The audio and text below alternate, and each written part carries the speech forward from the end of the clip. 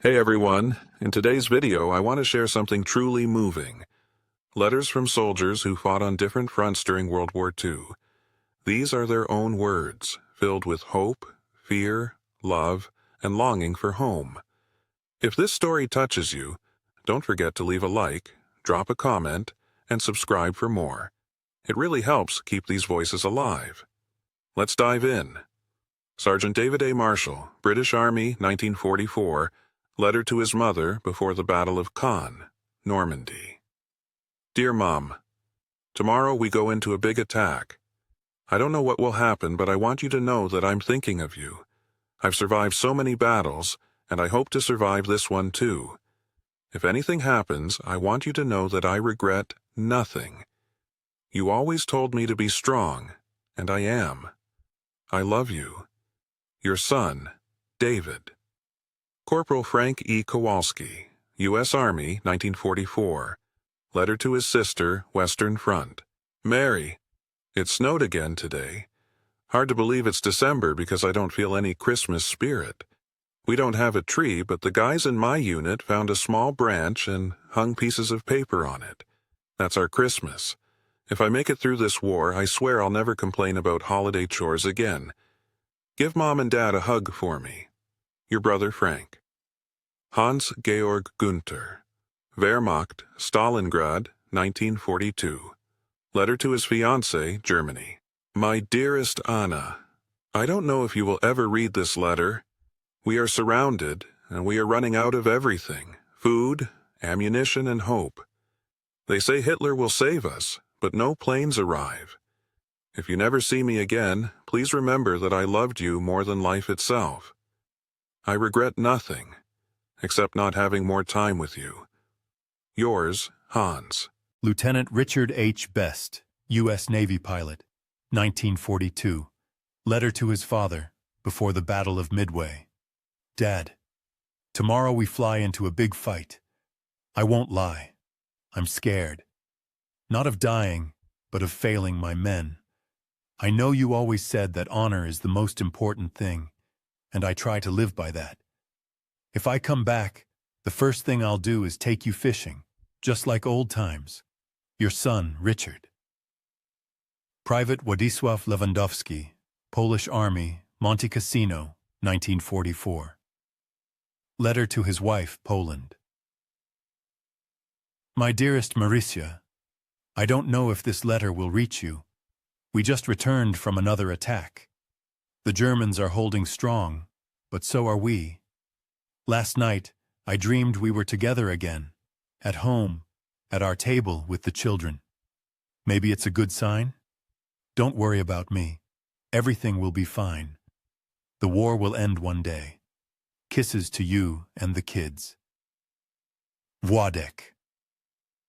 Captain Ivan Petrov, Soviet Army, Leningrad, 1941. Letter to his mother during the siege of Leningrad. Mother, each day gets harder. People are starving. Soldiers share their last pieces of bread. Yesterday I saw a child eating a leather belt. I don't know how much longer we can endure, but I promise you, we will not surrender. Leningrad will not fall. Your son, Ivan. Private Robert S. Johnson, U.S. Army, France, 1944. Letter to his fiancée, USA. My dearest Ellie, I think about you every day. In the trenches, I keep your picture. It's dirty and torn, but I won't let go of it. Yesterday, we lost a good man. It reminds me how fragile life is. If I make it back, I swear I'll never leave your side again. I love you more than anything. Your Robert. Lieutenant Hiroshi Yamada, Imperial Japanese Army, 1945.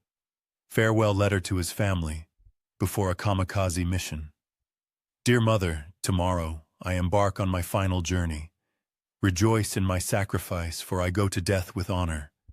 Japan is eternal, and my spirit will remain with you. Be proud. We will meet again in the next life. Your son, Hiroshi. Private Jean Dupont, Free French Forces, 1944. Letter to his sister after the liberation of Paris. Marie, I can't believe Paris is free. People cried and sang as we marched into the city. I feel like this is the beginning of a new life. All these years, I was afraid I'd never see our street again. Now I know I'll come home. Get the wine ready. We're celebrating. Your brother, John. Private Harold Jones, U.S. Army, Philippines, 1945. Letter to his father after being liberated from a POW camp. Dad, I am free. After 3 years in captivity, I am a free man again. I thought I'd never see you again, but I'm coming home. I wish I could tell you everything, but right now, I just want to eat a proper meal and smell fresh air. Thank you for never giving up hope. Your son, Harold. Sergeant James O'Connor. British Army, Dunkirk, 1940. Letter to his wife during the evacuation of Dunkirk. My dearest Margaret, I do not know if I will make it home, but I need you to know that I am trying. The beach is chaos, bombs falling, men crying for their mothers, bodies in the water. But we are holding on, waiting for the boats to take us away. If I return, I will never take another moment with you for granted.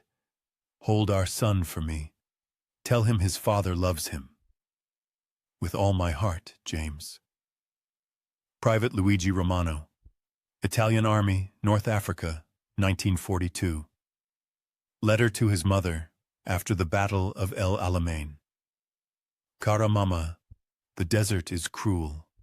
The sun burns our skin, and the sand fills our mouths. We are always thirsty, always tired. Yesterday, we buried another friend.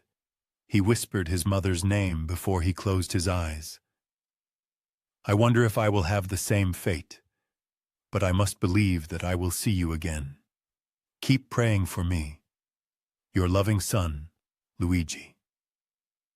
Lieutenant Paul Schneider, German Wehrmacht, Eastern Front, 1943. Letter to his brother during the retreat from Stalingrad.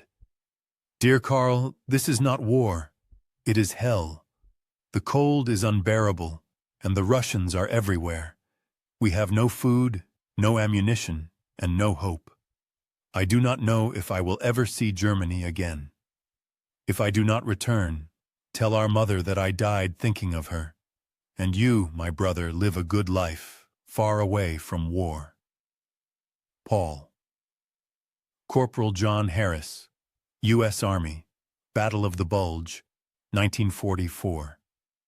Letter to his best friend back home. Tom, I can barely feel my fingers as I write this. The snow is deep, and the cold seeps into our bones. The Germans hit us hard yesterday. Many of my friends are gone. But we hold the line. I keep thinking of the diner back home, the smell of coffee, and our late-night talks.